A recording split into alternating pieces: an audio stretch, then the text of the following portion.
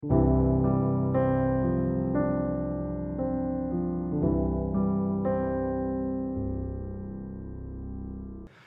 본문은 부유한 자들을 향해 거침없는 심판의 메시지를 선포하는 본문입니다.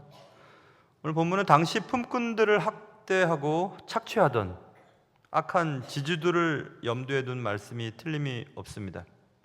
그러나 이 경고는 오늘을 살아가는 여러분과 저 우리 모두에게 동일하게 적용되는 보편적인 말씀입니다. 우리는 이 본문을 다루기 전에 먼저 한 가지 사실을 분명히 짚고 넘어가야 할 텐데, 그것은 부유하다는 것 자체가 죄가 아니라고 하는 사실입니다. 성경은 그 어디에도 단지 부자라는 이유만으로 당신 죄를 짓고 있어 라고 말하는 구절이 없습니다.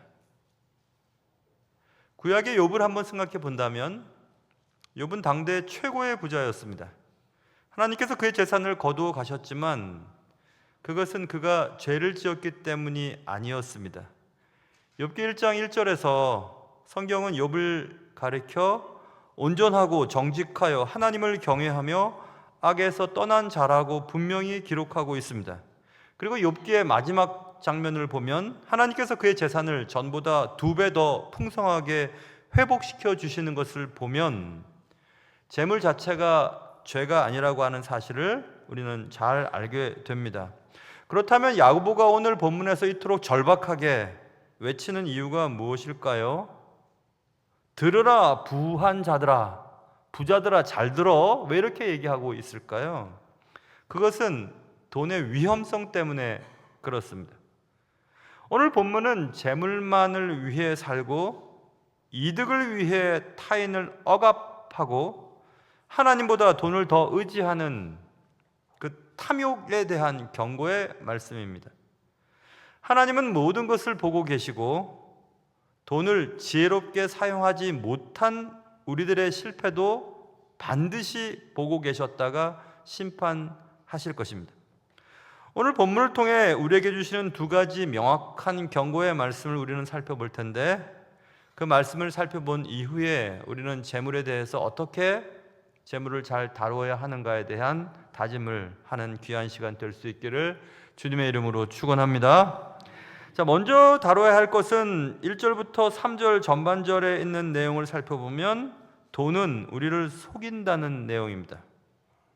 속인다고 하는 사실은 가짜를 진짜라고 믿도록 기만하는 것을 말합니다.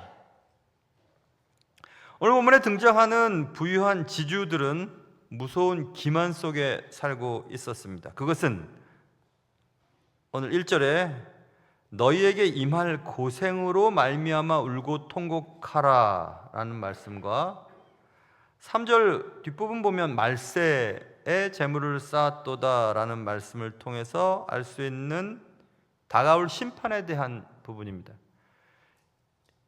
부를 쌓아두는 이 부자들, 오늘 말씀을 들어야 할 이 부자들의 잘못은 다가올 심판이 없는 것처럼 살아가는 기만 때문이었습니다.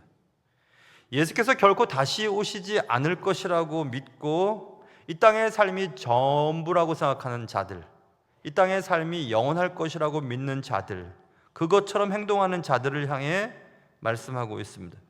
야고보는 이들의 기만을 깨뜨리기 위해 이렇게 외치고 있습니다. 오늘 1절에 들으라 부한 자들아 잘 들어라, 너희에게 임할 고생으로 말미암아 울고 통곡하게 될 것이다.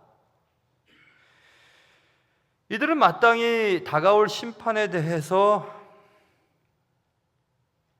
애통하고 울고 준비해야 될 그때에 모아두고 있는 재물 때문에 웃고 즐기고 있었다.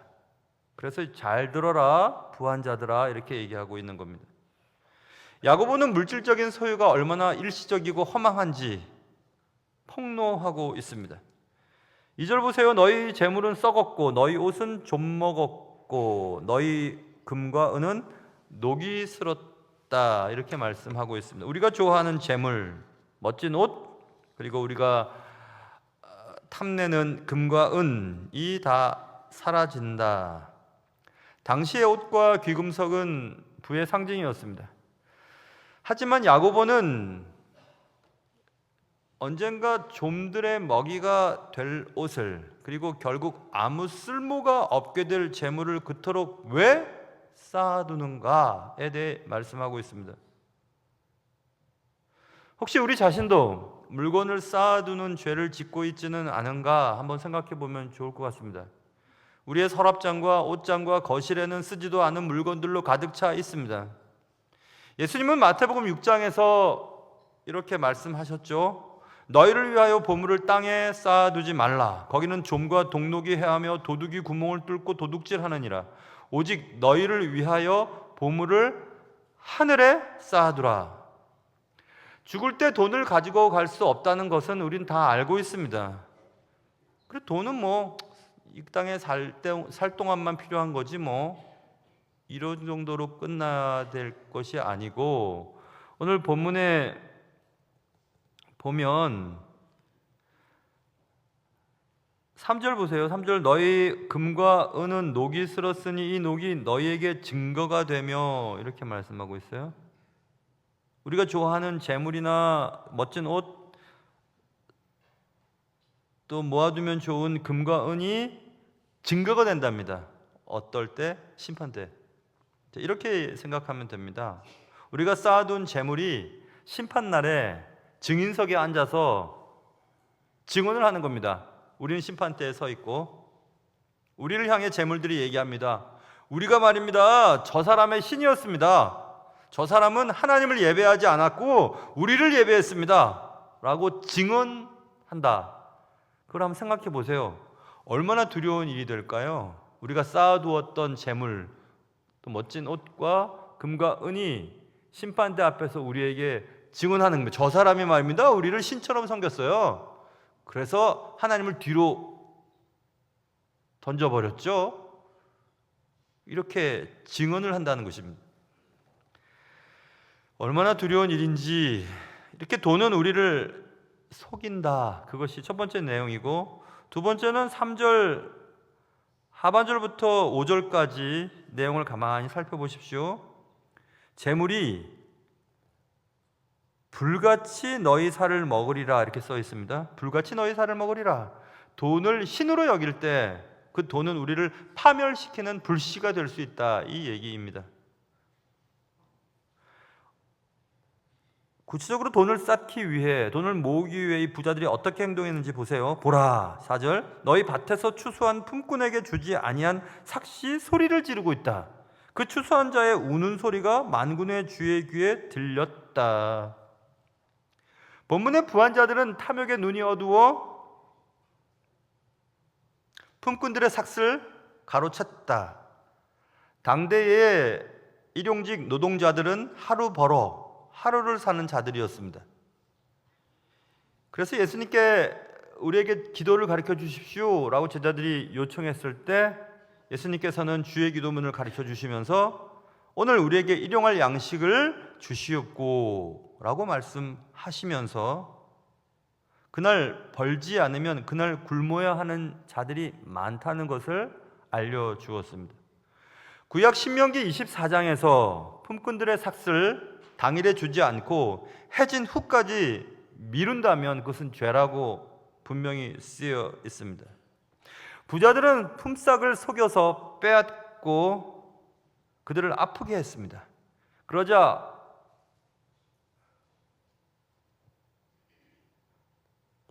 품꾼에게 가야 할 품삯이 소리를 지르는 겁니다.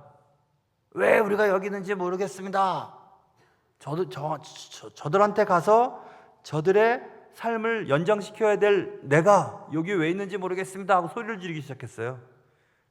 그리고 열심히 일했던 품꾼이 품삯을 받지 못해서 오늘 집에 있는 처자식과 하루를 살아야 되는데 그것을 살지 못하니까 집에 가지도 못하는 겁니다. 그래서 울고 앉아있는 그들의 울음을 만군의 주의 귀에 들렸다. 그 소리가 들렸다. 이렇게 말씀하고 있습니다. 하나님께서는 공의로우십니다. 그리고 공의로우신 하나님은 그 억울함의 부르짖음을 다 듣고 계신다.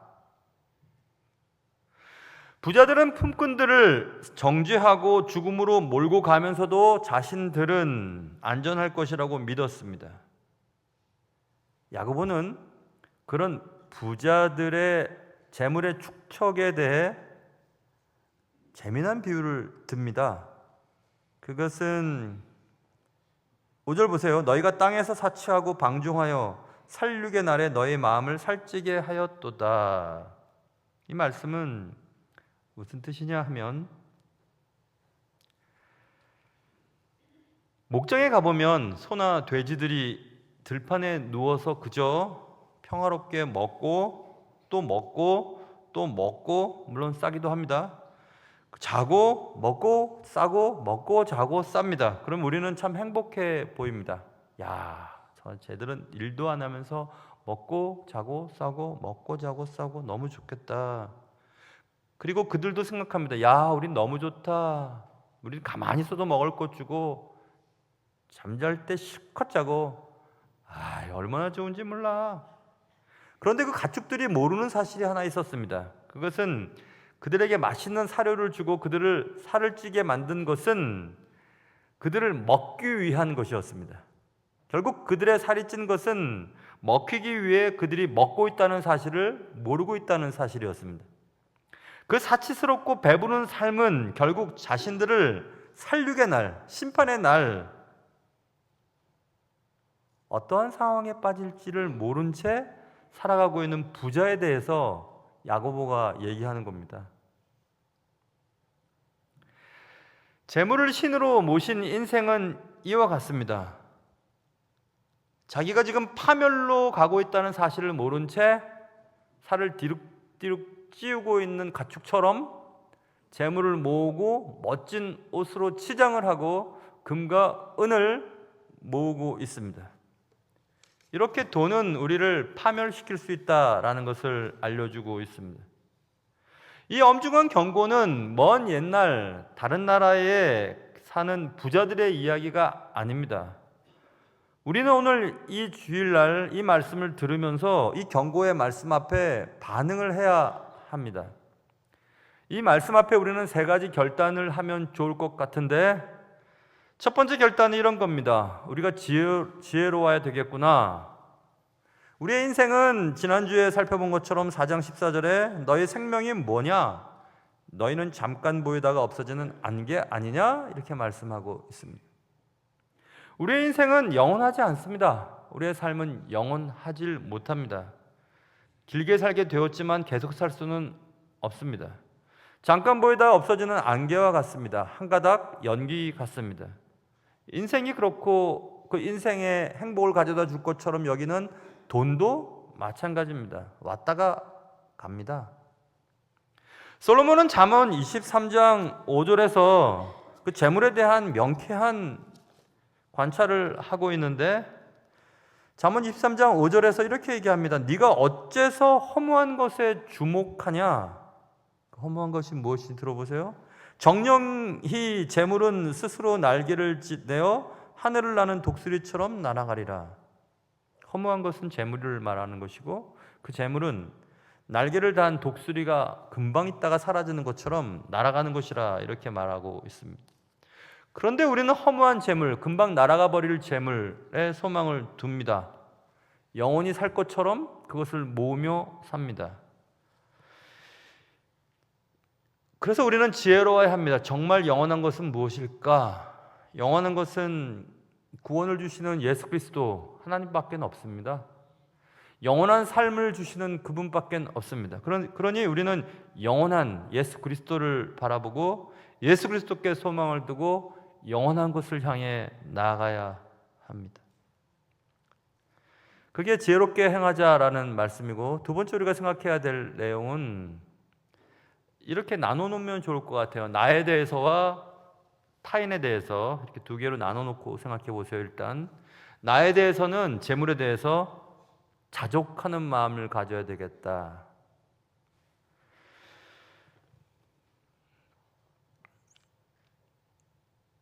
돈이 아무리 많아도 만족할 줄 모르는 분들이 계세요. 돈이 없어도 만족하는 분들도 계시고, 문제는 그러니 돈 자체가 아니고 돈을 사랑하는 마음인 것 같습니다. J.C. 라일리라고 하는 목사님 계세요. 예전 목사님이신데 오래됐습니다. 그분이 이런 얘기를 했습니다. 우리는 돈을 가지지 않고도 돈을 사랑할 수 있으며 돈을 사랑하지 않으면서도 돈을 가질 수 있다. 그러니까 돈의 유무가 중요한 것이 아니고 돈을 우리가 사랑하는가 그렇지 않은가에 따라서 문제가 생기는가 문제가 생기지 않는가가 결정이 된다, 이 얘기입니다. 여러분, 하나님이 여러분에게 주신 지금 현재의 것들에 감사하시는지요? 아니면 계속 못마땅하시는지요? 분수에 넘치는 사치를 하려면 끝이 없습니다. 오늘 본문에 사치하고 방종하며 자신의 마음을 계속 살찌게 만드는 재물, 그 욕심은 끝이 없습니다. 사치를 버리고 자족의 비결을 배울 때 비로소 하나님께서 우리를 통해서 하시고자 하는 일들에 대해 관심을 갖게 되는 겁니다.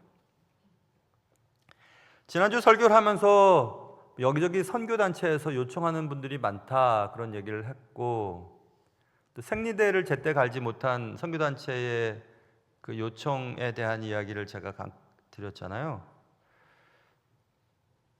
그 설교 말씀을 들었던 교인 중에 한 분이 마음에 감동이 됐는지 목사님께 이걸 보내드릴 테니 목사님과 사모님을 위해서만 쓰세요, 그렇게 카톡으로 송금을 해줬어요. 근데 그 송금을 받아야 금액을 알 수 있으니까 받질 않았습니다. 계속 아니야, 됐어, 충분해, 계속 받으라고 얘기해서 안 받아, 마음만 받을게, 얼마 안 돼요, 얼마 안 되니까 안 받을게, 이렇게 말할까 하다가 금액을 모르니까 그냥 괜찮아 이렇게 했더니 그래서 넘어갔어요. 그 다음날 아침에 또 눈을 뜨니까 목사님 안 받으면 제가 또 사무실 가야 되고 목사님 계실 때 가야 되고 또 사람들이 또 투표하는 날인데 이상하게 생각할 거고 그런 얘기를 해서 아휴 알았다, 그래서 받았어요. 받아서 딱 받고 나서 제가 무슨 생각했을 것 같아요? 이 돈이 내게 왜 왔을까? 먹고 살고 굶지 않는데 나한테 왜 왔지? 생리대 제때 갈지 못한 아이들에게 보내라고 왔네. 바로 보내버렸어요. 저에게 송금해준 가정한테는 미안하지만 그냥 보냈어요. 그게 옳을 듯 싶었습니다. 왜냐하면 저는 충분하니까요. 괜찮으니까요. 단지 더 도울 수 없어서 안타깝다는 얘기를 했을 뿐이지 제가 먹고 사는 데는 지장 없습니다. 굶지 않으니까요. 그럼 되는 거 아니에요? 그럼 전 부자죠, 뭐. 진정한 부자죠. 오늘 이 말씀을 들어야 할, 다가올 심판을 무시한 채 재물을 쌓고 있는 너희들은 스스로 몸집을 키우는 살육당할 시기를 알지 못한 채 먹고 즐기는 살육당할 가축과는 다르지 않겠나, 이런 생각을 해봤습니다. 여러분, 나에 대해서 자족하십니까? 여러분이 가지신 것에 대해서 자족하십니까? 그렇다면 그렇게 힘들 일은 없어요. 뭐 먹고 살면 됐죠, 뭐. 자, 그런데 그 다음 문제가 생기는 겁니다. 재물에 대해서 나에 대해서는 자족하는 마음이 있어요. 그렇게 됐어요. 그런데 타인에 대한 관대함이 있는 것까지 가야 되는 겁니다. 타인을 축복하기 위해 우리는 사실 좀 여유분의 돈이 필요한 거죠. 그런데 아무리 돈이 많은 부자도 항상 여유가 없다고 합니다. 왜 그런지 아세요, 여러분? 자기가 원하는 만큼 쓰니까 여유가 없는 거예요. 움켜쥐고 쌓아두는 데 관심을 기울이니까 흘려보내야 할 여유가 생기지 않는 겁니다. 존 파이퍼 목사님이 이런 얘기를 했습니다. 하루에 수만 명이 굶어 죽어가는 이 세상에서 기독교인들은 내가 몇 퍼센트를 하나님께 드려야 되지? 하고 고민을 갖고 있는데 그런 고민하지 말라는 겁니다. 우리가 해야 할 고민은 감히 내가 내 자신을 위해 얼마나 쓸 수 있을까에 대한 질문을 던져야 된다는 얘기입니다. 내가 가진 것 중에 얼마를 드려야 하나님 기뻐하실까? 그게 아니고 나는 과연 하나님이 내게 맡기신 것 중에서 얼마를 써야 내가 부끄럽지 않지? 라는 생각을 해보라는 얘기예요. 그렇다면 나머지 모든 것들은 하나님이 원하시는 곳에 사용하면 되니까. 랜디 알콘이라고 하는 목사님 이번에 이 설교 준비를 하면서 알게 됐어요. 그분의 책 돈, 소유 그리고 영원이라고 하는 책이 있는데 그 책에서 랜디 알콘 목사님이 이런 얘기를 하시더라고요. 하나님이 나를 부욕해 하신 이유가 뭘까 생각해 봤다는 겁니다. 하나님이 나를 부요하게 하신 것은 스탠다드 오브 리빙, 그러니까 나의 생활 수준을 높이기 위해서 내게 부를 주신 것이 아니란 얘기예요. 자, 우리가 삶에 부가 좀 많아져서 재물이 많아진 것은 그래 내가 좀 더 좋은 아파트, 좀 더 좋은 차, 좀 더 좋은 옷, 좀 더 기름진 음식, 좀 더 멋진 여행을 하기 위해서 하나님이 우리에게 주신 것이 아니고 나의 스탠다드 오브 기빙, 나의 나눔의 수준을 높이기 위함이라 했었어요. 하나님이 내게 여유분의 시간이나 재물이나 어떤 특권을 주신 이유는 우리를 나눔의 수준을 좀 더 높여서 좀 더 잘 나누도록 하시기 위한 하나님의 방식이지 우리가 좀 더 기름진 것을 먹는 생활 수준을 높이기 위해서 주신 것이 아니라는 사실입니다. 만약 그 사실을 모른 채 우리는 우리에게 주어진 것들을 내 것을 내 마음대로 쓰겠다고 하는 순간 우리는 오늘 들어야 할 부자, 살육당할 날짜가 가까우는데도 불구하고 나는 행복하다 하면서 먹고 또 먹고 놀고 싸고 싸는 그런 살육당할 가축과 똑같다고 성경은 말씀하고 있습니다. 없어서 못하는 것은 아닌 것 같아요. 나눌수록 더 많이 주시는 하나님을 저는 경험하고 있습니다. 며칠 전 지방에 신방 갈 일이 있었어요. 신방 요청이 있었던 가정이었습니다. 그래서 안 갈 수가 없잖아요. 그래서 차를 몰고 지방에 저쪽 강원도 쪽이었어요. 신방을 가서 신방을 하면서 들은 이야기였습니다. 우리 교인입니다. 그 어머님도 우리 교인이에요. 어머니를 되게 존경하더라고요. 존경하는 이유는 어머님이 하는 그 가게 사업 어머님이 어느 날 생각했대요. 나 정말 11조를 더 하고 싶은데 라는 생각이 들어서 어떻게 하면 좋을까 생각하다가 나 이만큼 11조 하는 건 했으면 좋겠다고. 그 말은 이만큼 11조 할 만큼 그 정도로 벌었으면 좋겠다는 얘기잖아요. 그래서 미리 11조를 그만큼 했다네요. 어느 때부터. 근데 여러분과 제가 기대하는 대로 정말 그달부터 그만큼 수입이 들어왔대요. 장사가 잘 돼서.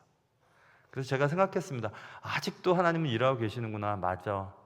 우리가 책에서만 읽었던 어떤 그런 믿음의 그런 도전, 모험적인 도전이 오늘도 여전하구나. 그런 생각을 하면서 제가 많이 은혜를 받았습니다. 그런 생각을 하면서 오늘 새벽 예배를 마치고 좀 시간이 조금 있으니까 일부 예배 전까지 읽던 책을 마저 읽었어요. 지난주에 말씀드린 것처럼 리 에클로프라고 하는 목사님의 책이었는데 그 책에서 목사가 목양을 할 때 필요한 재능들이 필요한데 여러 가지 재능들이 있지만 그 중에 지혜라는 것도 목사는 지혜도 있어야 되고 또 설교할 때의 하나님의 파워, 하나님의 능력에 대한 부분도 이렇게 쭉 얘기를 하면서 이런 글을 썼습니다. The more wisdom we dispense, the more wisdom we have 이렇게 썼어요. 그럼 뭐냐 하면 지혜라는 것도 우리가 이렇게 나눠주면 우리가 지혜가 더 많이 생긴다는 얘기예요. 더 많이 나눠주면 더 많이 생긴다는 얘기입니다. 그거를 목양적으로 이해하면 이런 거겠죠. 우리가 더 희생하면 또 하나님이 희생할 수 있는 힘을 주시고 또 성도들을 더 많이 사랑하면 더 사랑할 수 있는 사랑을 주시고 뭐 그런 내용이었습니다. 똑같지 않습니까? 모든 일들이 나눔의 폭을 넓히면 하나님이 더 나눌 수 있도록 주시지 않겠어요? 하나님이 이 세상을 축복하기 위해 축복의 통로들을 찾고 계실 때 어떤 통로는 꽉 막혀 있는 겁니다. 하나님이 주신 것들을 흘려보내지를 않아요. 하나님 안 주시겠죠. 그런데 막 주시는 대로 자꾸 흘려보냅니다. 그럼 하나님이 신이 나셔서 그 통로의 크기를 굵기를 굵게 만들지 않으시겠어요? 이놈 봐라 잘하네. 자꾸 흘려보내시게 만드는 모든 일들이 마찬가지 아니겠어요, 여러분? 더 많이 사랑하면 더 많이 사랑할 수 있는 힘을 주시고 더 베풀면 더 베풀 수 있는 것들을 하나님이 주시는 것 당연한 거 아니겠어요? 그래서 여러분 한번 생각해 보시기 바랍니다. 나는 영원한 하나님 나라를 바라보며 재물을 어떻게 사용하고 있는가 한번 생각해 보시기 바라요. 혹시 소유의 눈이 멀어서 멸망의 심판을 외면하고, 아니 없는 것처럼 잊어버리면서 살아가고 있지는 않은가? 하나님이 여러분에게 맡기신 재물로 얼마나 이웃을 축복하고 있는가? 여러분들이 계심으로 여러분 주위의 사람들이 얼마나 복을 받고 있는가, 도움을 받고 있는가 한번 생각해 보시기 바랍니다. 1부 예배 때도 2부 예배 때도 지금 3부 예배 때도 똑같은 설교를 하고 있는데, 이런 설교를 하면 여러분들의 표정을 보면 읽을 수 있어요. 난 부자가 아니니까 괜찮지. 부자라는 게 뭡니까? 부자는 내가 쓰고 먹고 사용할 수 있는 것보다 여유가 있으면 부자예요. 근데 그 부자의 부를 어떻게 사용하고 있느냐가 중요합니다. 아까 말씀드렸습니다. 부 자체는 죄는 아니에요. 부자가 뭐 잘못됐습니까? 부자면 좋죠. 그러나 그 부자는 하나님 주시는 부를 어떻게 사용하고 있느냐에 따라서 오늘 말씀을 들어야 할 부자가 있고, 하나님 나라에 갔을 때 칭찬받을 부자가 있을 것이라고 저는 생각이 들었습니다. 사랑하는 성도 여러분, 여러분의 지갑을 좀 열어보세요. 그리고 하나님이 원하시는 곳에 한번 사용해 보십시오. 그리고 평생 나는 누구를 돕는 일은 서툴러요 하는 분이 있다면, 지금 도울 수 있는 일들이 너무너무 많이 있습니다. 전쟁을 겪고 있고, 물 때문에 또 다양한 일들로 인하여 고통당하고 있는 이 지구에 많은 사람들이 있지 않습니까? 그런 분들에게 흘려보내셔야 돼요. 그렇지 않으면 오늘 본문 말씀을 요약하자면, 부자 잘 들어, 니들 지옥 간다 이 얘기입니다. 예수님도 말씀하셨어요. 야, 부자는 천국 갈 수 없다, 힘들다. 정말요? 부는 하나님의 축복의 결과물 아닙니까? 아니, 부자가 천국 가려면 낙타가 차라리 바늘길을 통과하는 게 더 쉬울걸? 누구 말씀이? 주님의 말씀이에요. 근데 이런 말씀은 부자들은 안 듣고 싶어요. 여러분들도 안 듣고 싶지 않습니까?